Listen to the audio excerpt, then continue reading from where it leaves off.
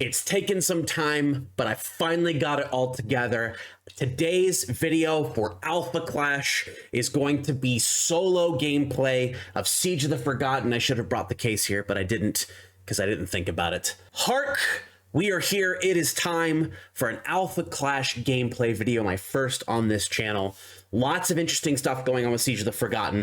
A little bit of a preface of this. I did spend a lot of time trying to figure out the correct way to do this. I spent a lot of time being very frustrated because honestly, I feel like I'm better at games than this kind of can showcase. But with the advice and help from a couple of people on both the Covenant and Alpha Clash Discords, I did manage to get something together that I believe is going to be fun to watch for y'all. So it should be very interesting here. Solo game mode for Siege of the Forgotten is very hard. I have played the multiplayer variant with one of our locals here in Minnesota, and that was a lot of fun. We played 2 games, lost the first one, won the second one, learned a lot of things about Siege of the Forgotten in that I was able to move towards this, but y'all aren't here to hear me babbling about Siege of the Forgotten. You want to see some gameplay. So without any further ado, here is my first solo Siege of the Forgotten video that you're going to see here on this channel. All right, we're here. I'm going to try to get this done as best I possibly can. This is PvE Siege of the Forgotten Alpha Clash. All kinds of fun stuff. We've got the mat here given to me by Rising Empire Studios. Thank you once again for this. Using this to showcase PvE in the specific video here. Used it in person with a friend of mine. We were able to beat the 2-player version of this game. I will be using this for demos of both PvE and the regular Alpha Clash game at 2DCon coming up August 22nd through 24th. I'm going to be trying to run as many demos as I possibly can. All conventions, so if you're out in Minnesota, you're in the area, stop by, grab a badge, come play some games. You might get some cool swag out of it. Fun stuff to do. I'm going to go through this as best I possibly can. I've built a new deck to be able to do this. I'm playing a variation of this, but you're going to get an idea on how PvE is played by what we're doing here today. So as a single player, I always have the focus, but this will rotate between players. This does specific things. The most important thing it does is that the boss and the minions will target the person with the focus. And when the portal is open, which is effectively while this side is on, the back side has the opportunity to close the portal. At the end of each of your turns, you'll be able to refresh 2 of your resources, which is quite good. It allows you to play things like traps or quick actions. Every player up to 4 will start with a Guardian of the Portal in play. The main thing is that this is a 1/3 with the Guard Minion ability on it, which means it activates other things. But other than that, the portal remains open for a long period of time, so this won't attack until basically the second half of the game. And it does things based upon defeat. So you can defeat it by damaging it or just sending it to Oblivion, so on and so forth. You don't get the trigger defeat if you just send it to Oblivion, but if you do defeat it through damage or clash, you'll get that ability that allows you to deal some more damage to the portal or the other boss. I'm playing Mean Streak Boosted. The idea of this deck is to get cards out that have super speed, use my streak tokens to be able to draw cards, and do a lot of stuff. I've got 15 health here for the portal, 30 health for Krung when he pops out. We've got the event deck, we've got the Minion deck. Hopefully I don't screw this one up because I really don't want to have to record this again. But here we are. I am starting an easy mode variant that allows you to start with 3 resources into play. I actually highly recommend this version of the game if it's your first time around, because honestly, even 1 additional resource to start the game with allows you the opportunity to prepare real defenses against this without having to metagame your deck towards winning, even though technically I have tried to metagame this deck towards winning. So we'll see how that happens. Anyway, I've got my opening hand. The first player does draw on their opening turn, and they can attack, which we definitely will. So I'm going to drop this somewhere in New York City. Clash Grounds can be useful, but the way that the events replace Clash Grounds each time they pop up, it's risky. You need a big immediate reward in order to be able to take down your opponent to do that. So we're going to start by paying 2 resources, and we're going to put this lovely Mean Streak Swift Sentry into play. This is a bonkers card in this game mode. If the portal is open, this card gets super speed. That means it deals its damage before the opponent. If the portal is closed, this card gets interception, which means it can take down flyers. If this card has 1 or more streak counters, it gets +1/+1. Notably, it is a 2/1 that starts. And, funnily enough, it currently has no streak counters. I forgot one thing to do at the beginning of my turn. I must take the top card and put it in the ambush zone, because the leftmost unit or card in the ambush zone will obstruct attacks against the portal, which is what I'm about to do. So we're going to start by taking Mean Streak, putting my attack against the portal. I do trigger attack first, which allows me to put the streak counter onto Mean Streak. And as long as this isn't one of the elites, I should be able to beat it without an issue. So the ambush card will obstruct. It is a Dauntless Defiler. So the Dauntless Defiler is a 2/3. It has Daunting, which means if it's on the board, it must be attacked first. And it can be attacked as though it were engaged. If there was an elite on the board, trigger defeat. The player with the most non-token accessories must send an accessory they control to oblivion. Thankfully, I don't have any accessories at the moment. So 3/2 with my bonus against 2/3. I have super speed. I deal my damage first. This dies. Woo, we did it. We did it, Reddit. Next, we're going to go ahead and pay 2 more, and I'm going to play my second Mean Streak Swift Sentry. We're going to do it again. There's no minions to obstruct, so we're sending this straight at the portal. 3/2 into the portal with 1 defense. It's going to take 2 damage. We already in it, which is excellent.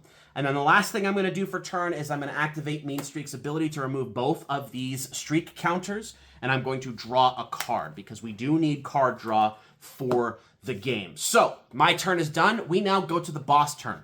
First thing that happens in the boss turn is start of turn. There's no start of turn effects. Then we have the ready step.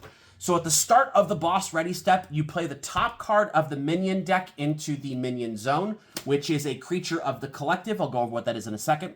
You take the lead minion or lead card in the ambush zone and set it into the minion zone. There is nothing there, thankfully. And then you take 1 token and put it on the active boss, which right now is the portal. So the creature of the collective says, when this card is sent to oblivion by an opponent's card effect, that opponent sends a non-token card they control to oblivion. I'm not going to be getting rid of this with card effects. If there is an enemy elite on the board, this card gets +X+X, where X is equal to the number of minion cards in play with different names. Next up, now that the boss ready step is finished, we have the event step. So the event step is send the current event to the event oblivion and take the top card of the event deck and flip it. We have Surround Them. Trigger Enter. Each opponent may ready a clash card they control, so I will ready this Mean Streak. And then all minions get Torment, which means it takes 2 or more clash cards to defend. And if there's a shield minion in play, which there is, clash cards opponents control get Recover 1, which means when they deal clash damage, you recover 1 damage. Unfortunately, I have no defense against this, so the creature against the collective is going to go ahead and just deal 2 damage to me, which is A-okay, because it's only 1 minion attacking me and not 12, which has been the case the last 14 or 15 times I've tried to record this video. All right, boss turn 1 is finished. Now it is my turn 2. I will go ahead and start the turn by putting the top card of the minion deck in the ambush zone. That's the most important thing because that is the rules of this game mode. I will refresh all of my resources, my other Mean Streak, and I will draw a card. Now, I'm going to place this downtown Chicago. You probably don't want to put Clash Grounds in your deck, but if you do, you can easily use them as resources. We have a couple of different options in my hand on what things can be done, but we're going to go ahead and go with, we're going to pay 3 and we're going to take Mean Streak Intercepting. So this is a 3-cost 3/3 with Interception. Trigger Enter, put 1 streak counter on this card. And then once per turn during your primary phase, you may pay 2 blue. If you do, put a streak counter on target clash card you control and then draw 1 card. So we start by putting 1 on him. I'm going to go ahead and actually just put the second one and draw a card, and then we're going to immediately spend it with Mean Streak's ability to be able to draw another card. Drawing cards, surprisingly, unsurprisingly, very important. We're going to place that card face down in the accessory zone because that's going to come into play later. Now, let's get to attacking. So first things first, I'm going to take this Mean Streak Swift Sentry, and I'm actually going to attack into the creature of the collective. Now, notably, the minions in the ambush zone, they're pretty much all minions, only obstruct the boss. They do not obstruct other minions unless an event says so. So we are going to swing into this, generating our 1 streak counter, a 3/2 into a 2/2, 3 power with super speed, because that deals the damage first. We'll defeat this. I did deal clash damage, so I get Recover 1 based upon the event. Next, we're going to swing this Mean Streak Swift Sentry into the portal, and because I did attack, I get a streak token. And then this will now obstruct. This is another Dauntless Defiler. 2/3, I have 3 power with super speed, it defeats it. Fantastic. There is no elite on the board, so I don't have to worry about that. And then the last thing we're going to do is we're going to go ahead and send this minion, or this Mean Streak, at the portal There's no bonus based upon having the streak counter, but we are going to go ahead and deal 2 damage to that. Normally would be 3, but it has 1 defense, so we're now down to 11 on the portal. We're cruising here, folks. We are cruising. Now, one thing I did forget to do at the end of last turn, but it didn't really matter, was because I have the focus, I'm the only player, I'm always going to have the focus, but the player with the focus automatically readies 2 resources, which may or may not come into play here on my turn. So, we go to the start of boss turn, no effect. We go to start of boss ready turn. We take the top card of the minion deck, we put it into play. This is a scaled lurker. While the portal is open, this card cannot be dealt clash damage. This card gets +X+0, where X is the number of opponents. So it's going to get 1 because there's only 1, so it becomes a 2/2. Next, we take the current event, we put it into the event Oblivion, then we flip another event. So we have Trash or Treasure. Trigger enter. Send all accessories with the highest initial resource cost to Oblivion. For each opponent that didn't send an accessory to Oblivion this way, they discard a card. And then if there's a guard minion on board, when an opponent discards a card, they draw 2 cards. This is considered an accessory. I guess its highest initial cost is 0. So, and since it's the only one in play, I have to discard it. Unfortunately, I don't get to use that. But that's okay. So, we are going to... I did forget to heal from my recover 1, so I am technically at 25 health.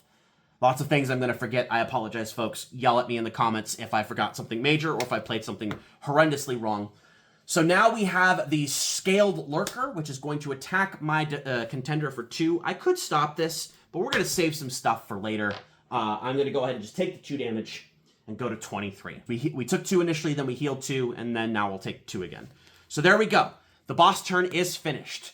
You all have a basic example of how the game starts at the beginning. Normally, if you can't clear the ambush zone minion, you're going to be facing 2 minion attacks each turn. Sometimes the event deck will throw more minions at you. There is a minion in here that will bring things from the discard pile. They will be shuffle itself back in and deal a ton of damage to you. There are minions that have much higher damage. There's one that's going to be coming up that I'm very scared to fight, but we'll see what ends up happening.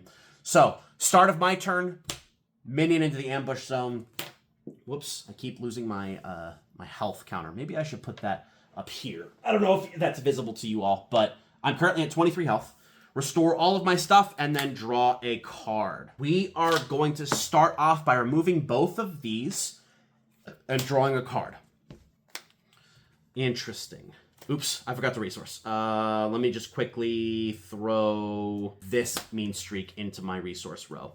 Speaking of throwing that mean streak into my resource row, there's another mean streak. We're going to play mean streak quick reflexes. So that's going to be super handy. Now I have to decide if I want to use, if I want to throw more streak counters onto my cards, or if I want to do some other stuff. Actually, we'll go ahead and use mean streak intercepting's ability of once per turn during my primary phase, I'll pay 2, and I'll put a streak counter on mean streak quick reflexes, and then I will draw a card as a result of that. We are going to start by having mean streak quick reflexes attack into the Scaled Lurker. Now, the Lurker is a 2/2. I'm a 4/4. I don't even need to worry about super speed. I just clear it out. But I have a trigger victory. If this card has 3 or more streak counters on it, ready this card. If not, put 1 streak counter on this card. This effect only activates once per turn.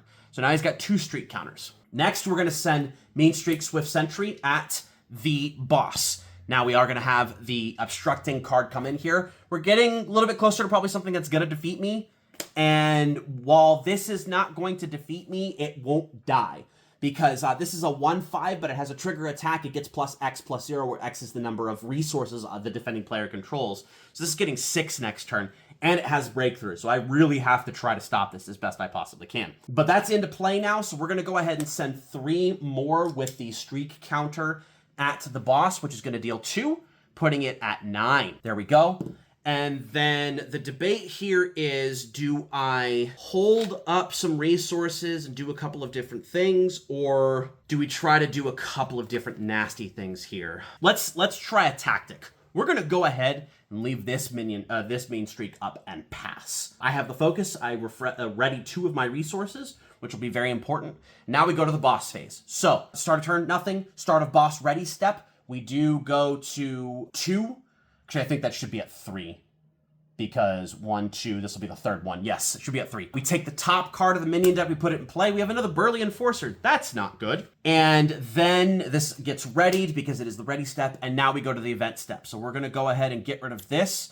And our next event is going to be, yep, it's worse than I thought. Opponent's contenders can't gain health, so we weren't gaining health to begin with. At the start of the boss turn, each opponent's contender loses health equal to the number of clash cards they control. Because my clash cards are surviving, that's not great. All right, so the first Burly Enforcer is going to go ahead and attack. It's going to get +6 on counter, on attack. I'm going to play a counter attack called Lefty's Last Stand. Prevent all clash damage that would be dealt by the attacking clash card during this clash.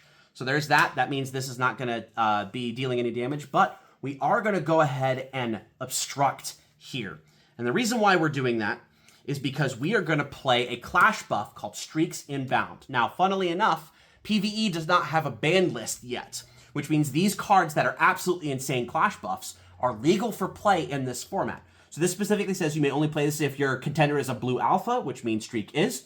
Target contender or clash card you control gets +2/+2 until end of turn, and you may draw 1 card. So I am going to draw a card. That makes this mean streak of 5/5. Funnily enough, this has 5 defense. It's not dealing any clash damage to me, so it dies, and I don't. However, unfortunately, my tactic of being able to get rid of a big 7 damage attacker only works for the first 7 damage attacker, not the second one. So we are actually going to go ahead and take 7 damage, putting me down to 16 from 23, which is huge, but we can survive. We can still do this. One guy's not really going to, I mean, one guy could definitely mess me up, but we'll figure this out. We got this. We got this going. So boss turn is finished.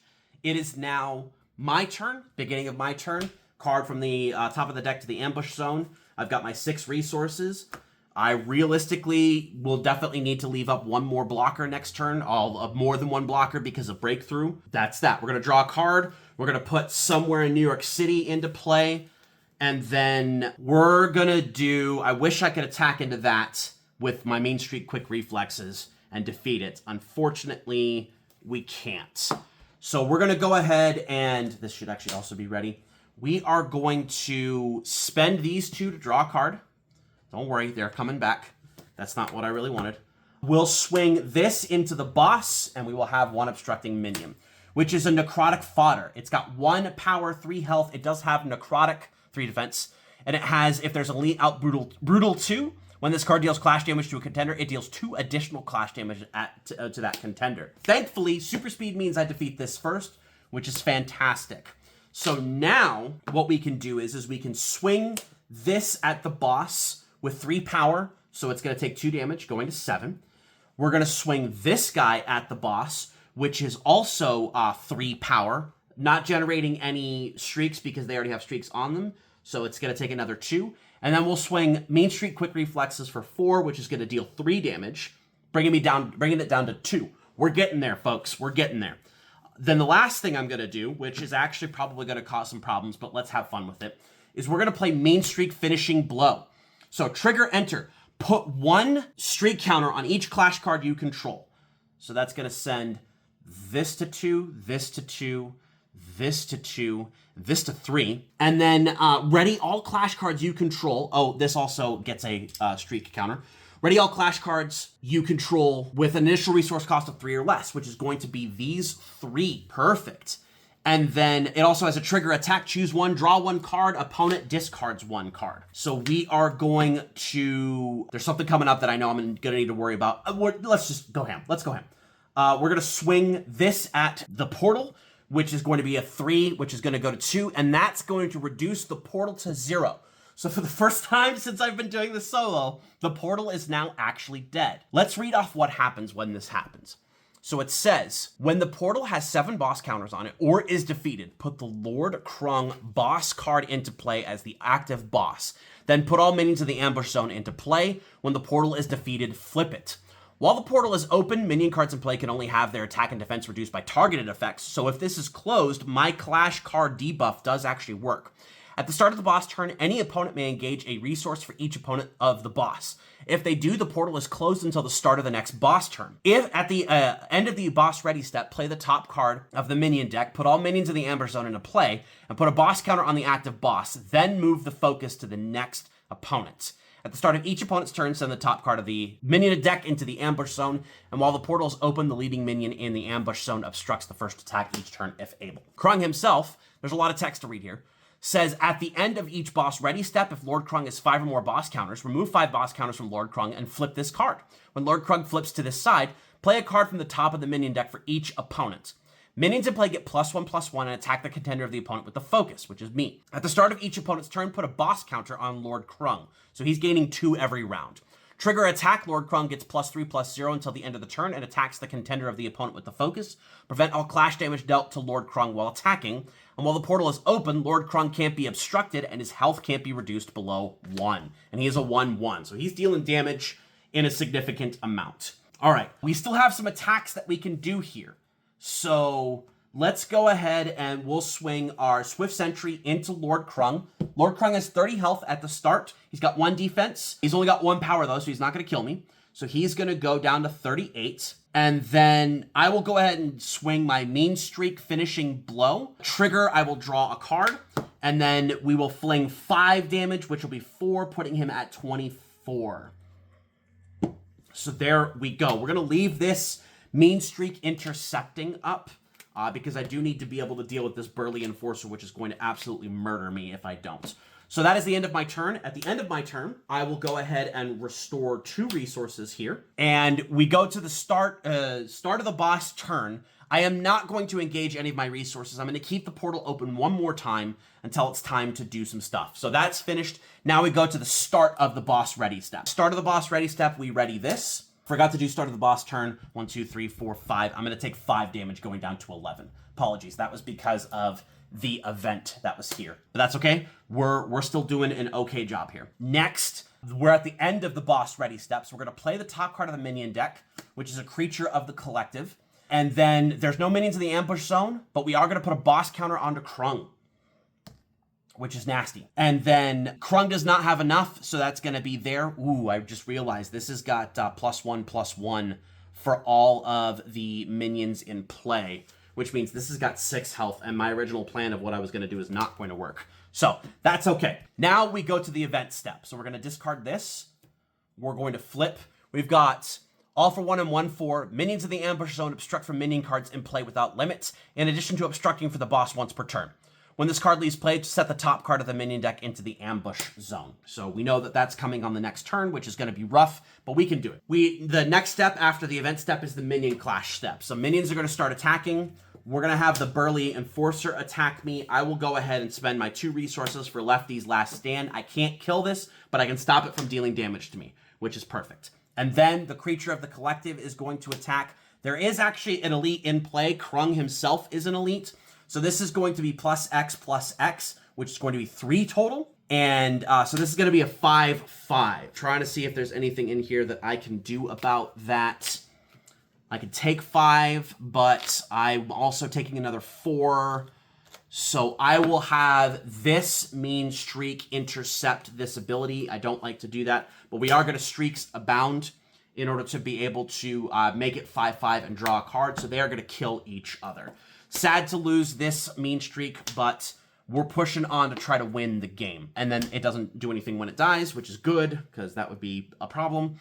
Krung himself is now going to attack. He does trigger his attack. He gets +3/+0. He can't be obstructed because the portal is open. That's okay. We knew that was coming. I'm going to take 4 damage. So I'm going to go from 11 to 7. And we're closing in on I need to kill him this turn or I'm going to lose. So, start of my turn. The top card of the deck comes into play, and Krung gains a counter. We're going to ready all my resources here. We're going to ready all of my mobs here. So I can't attack the Burly Enforcer without this defending. I need to draw a card. We're going to resource... I should actually probably keep that T-Bone in hand. Nah, we'll resource the T-Bone, and then we'll actually go ahead and play him. We're going to remove these 2 counters, bring them down to 1, and draw a card with Mean Streak's ability. That's interesting. Unfortunately, that doesn't really help me right now. So, with all of the minions getting +1/+1, there's a worry that I'm not going to be able to defeat the things I need to defeat. So, I have lots of things that do streak counters, but I don't have a lot of things that give me much of anything else. There is a card that does give Alpha Clash cards super speed. Unfortunately, I do not own that card. I'm going to swing with Mean Streak Quick Reflexes into Krung himself, which is going to elicit a defense here. We've got Necrotic Fodder. This is a 2/4. It will defeat my guy, which is very unfortunate because of the Necrotic. but it will die, which leaves the space open for me to try to do as much damage as humanly possible to Krung before I die. So I'm going to spend 2 for Mean Streak Newfound Powers. When he comes into play, he gets 2 streak counters. I'm going to spend 3 for Apex Top Speed and hope that my math means that I have the ability to kill him before I die. So, big risk here, right? I can do 11 damage. So, I probably want to stall out a little bit. He can't be defeated this turn anyway. Let's go ahead and swing. I don't like the way that I have to do this. We're going to swing Mean Streak Finishing Blow into this Burly Enforcer. I draw a card. I will play Streaks Inbound, which will give me +2/+2, so a 7/7. He's going to be a 1/6, which will defeat him, so I don't have to worry about him throwing a ton of damage at me, since I don't have any more lefties left. We're going to put this down. We're going to keep these Mean Streaks in defense mode because, not defense mode, but set up to defend. We'll go ahead and, I can't swing that, but I can swing this. So we're going to swing 1 damage at Krung to put him at 23. We'll swing another damage, put another resource counter to put Krung to 22. Our heavy damage went from a lot to not as much, which is not great. But it is what it is. So we're gonna hope that we can survive what's happening and move forward. So we're gonna go to the end of the turn. I refresh 2 resources, which I think is only gonna help me with 1 thing. So I definitely should have done something different here. Yeah, whatever. We're good. So start of the boss turn. So I did that for my thing. Start of the boss turn. Opponent may engage any number of resources. So I'm going to engage this and turn the portal off. So the portal is off. No more super speed on my minions here, which isn't great, but it is something that we have to pay attention to. But that also means that the leading minion in the Ambush Zone will not obstruct, and this guy will attack. So I can potentially defeat him, and we might be able to do some good work on that. So the next thing that happens is the end of the boss ready step. Play the top card of the minion deck, put all minions in play, so the Dauntless Defiler is in. That's not good. We're gonna have to try our best here. So now we go to the minion. We actually need to turn this off. When this card leaves play, set the top card of the minion deck into the ambush zone. Good. Next, we will we get a reinforcer. So this is another one of those guard minions. This card enters the minion zone instead of the clash ground zone. Trigger enter, play another event. Trigger defeat a player of the opponent's choice, draws a card. The active boss gets -1 health until 1 defense until the next boss turn. And then if there's an elite out, which there is, when this card is defeated, each opponent's contender gains 1 health, which is actually going to be super handy. So another event, we have Time is of the Essence. At the start of the boss turn, put a boss counter on the active boss. That's I think that means that, so he needs to go to 3. He'll flip at the start of his turn, which is not great. So I gotta try to beat him next turn. So now we go to the minion attack step. The Guardian of the Portal is going to attack as a 2/4. This is where we have problems, because I don't have anything that can defeat that. I should have thought of that before doing this. I'm gonna take the 2. Oh, the portal is closed. Clash cards have -1. So it's a 1/4 right now. So I'm gonna take 1. So that's 6. That is attacked. Dauntless Defiler is currently a 2/4, which will also swing into me. I'm not going to defend that, so I'm going to go down to 4. And then the Reinforcer will swing as a 2/3. So we will counter attack with Streaks Go Help, put a streak counter onto one of my Mean Streak sentries, give it super speed until end of turn, and then we will obstruct being able to kill it. Because I am a 3/2, which is enough, and I have super speed, which is also good. I'm glad I had that trap. Traps can be pretty handy. Player of the opponent's choice will draw a card. That's me. The boss has -1, so we're going to go ahead and just put a little skull here on his defense to mark that. And then when this is defeated, each opponent's contender gains 1 health. So we go to 5. So that's good. And then the Krung himself will attack. He can be obstructed, so I will obstruct here. And he's going to deal 4. I don't think he has breakthrough. No, he only has breakthrough on the Colossal mode. So he's going to take 2 damage for the defense here, which is awesome. Thank you, T-Bone. You died quickly in the story, but you also died here. All right, that is it. It is now my turn. So we're going to put this down. We're going to send him to 4. But thankfully, because the portal is not open, these do not obstruct. I still have to attack this Dauntless Defiler, but that's okay. It doesn't have enough damage to kill me. But I think I have to win this turn. So we're gonna pay 2 for this Mean Streak. Mean Streak Newfound Powers is going to put 2 streak counters onto itself. We're going to remove a streak counter from this and remove a streak counter from Apex to draw a card. We're gonna drop another one of those Mean Streak Newfound Powers. I'm not getting my big beefy cards here.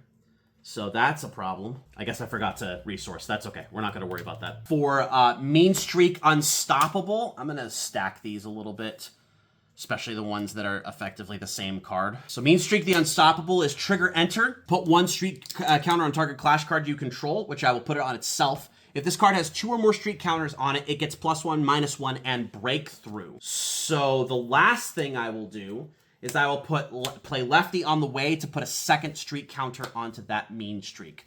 So we have a lot of things we're doing here. We're also hoping that we don't absolutely get annihilated on the next turn. This is it. This is the final combat against Krung. Krung has no defense. We're flinging as much damage as we possibly can. If we can win, then we will absolutely annihilate Krung before he destroys us for sure on the next turn. So here we go.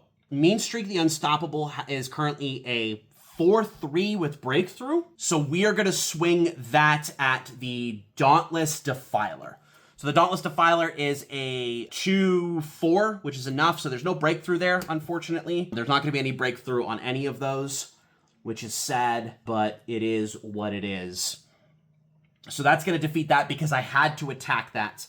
And now let me calculate the damage here. 19, we're literally 1 damage away. I wish there was something I could do for 1 damage to stop this, but there unfortunately is not.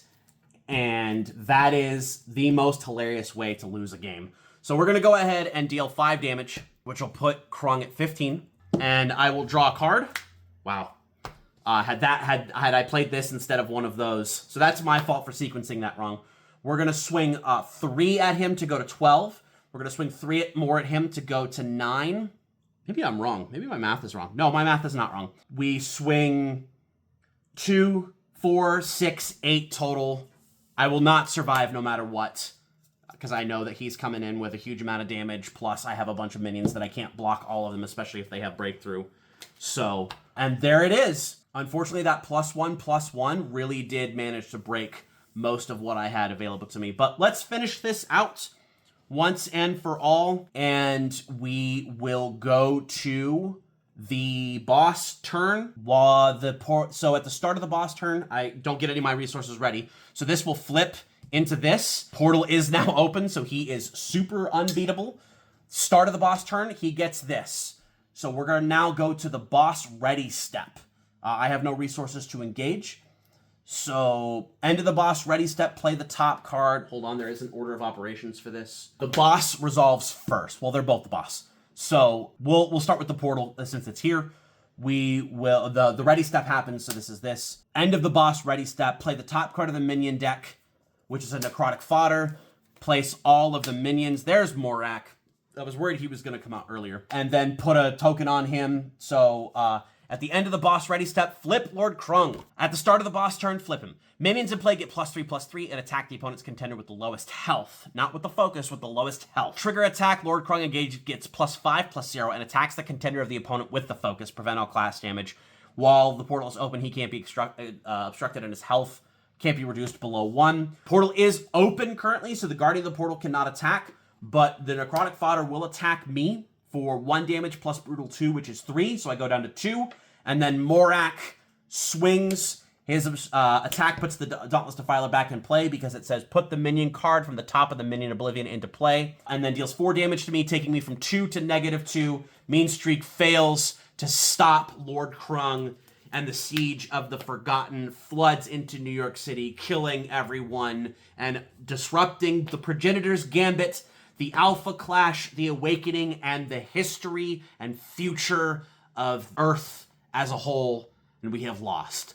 But I gotta say, that's the closest I've come, literally, the closest I've come to beating Krung. 1 health away. 1 extra damage anywhere. Potentially 1 other play made differently, but These mean streaks made a huge difference. Honestly, switching to mean streak specifically made a huge difference. I know technically I took less damage because of the Clash buff, but the portal was on, so the Clash debuff was not in play. But that is single player Siege of the Forgotten. It's tough. This is, I don't know the number for sure, but this is either my 14th or 15th game playing this. And we'll talk a little bit about what all that entails. But here's the board states. Sadly, I have failed. Lord Krung quakes the earth. R.I.P. And there you have it. Holy crap, Siege of the Forgotten is hard.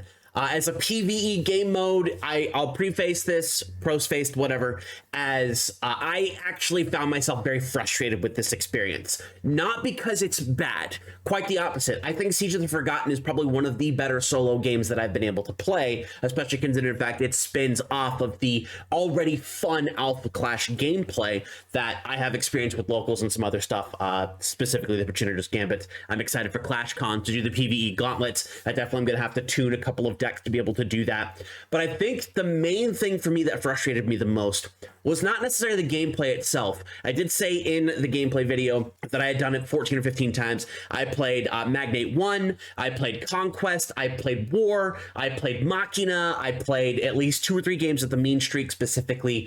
I tried a lot of different things, and there were some tips that I was able to get from What Next Game, I believe is the name of Ryan's account. I got some tips from 2 other players that were there. I got some tips from Taylor, who I played locally with the PvE game mode, and a lot of people in both the Covenant and Alpha Clash discords talking about the process of playing the game. And while not all of the tips were relevant for solo gameplay, there were enough tips that were very good for me to be able to use this. So props to all the people that helped. Again, I wouldn't have been able to make this without them, so thank you very much to each and every one of you. Special bonus props to Ethan from the Covenant Discord for really pushing me to actually get this out there and stop being frustrated and just showcase something, and it happened to be the closest I've ever gotten to be able to beat Krung solo, literally 1 health point. The thing that made me frustrated was I actually genuinely care about Alpha Clash as a whole. I know it's come on pretty quickly for some of you, but it is something that's been bouncing around in my head. I love the art, I love the gameplay, I love the lore. The people that make this game I've talked about before are incredibly passionate individuals, and I didn't want to showcase something that was going to showcase something they worked very hard on poorly. And while I know that sometimes you do lose games, I wasn't trying to showcase something that I won or was always going to be a winning prospect. I wanted to showcase something that was at least showcasing the gameplay of the game mode. So being able to get past turn 2, turn 3 was something that was very important to me, because I was just getting murdered across the board in every other aspect. I only was able to get to see Lord Krung 1 other time solo in these videos that I was trying to record. It's frustrating when you think you have something good, something you're doing, and then ending up not being able to do that because the game just beats you, right? Yes, technically I did play on an easy mode version of the game, but I think that's still worth it to showcase to you all how solo works. Solo is hard.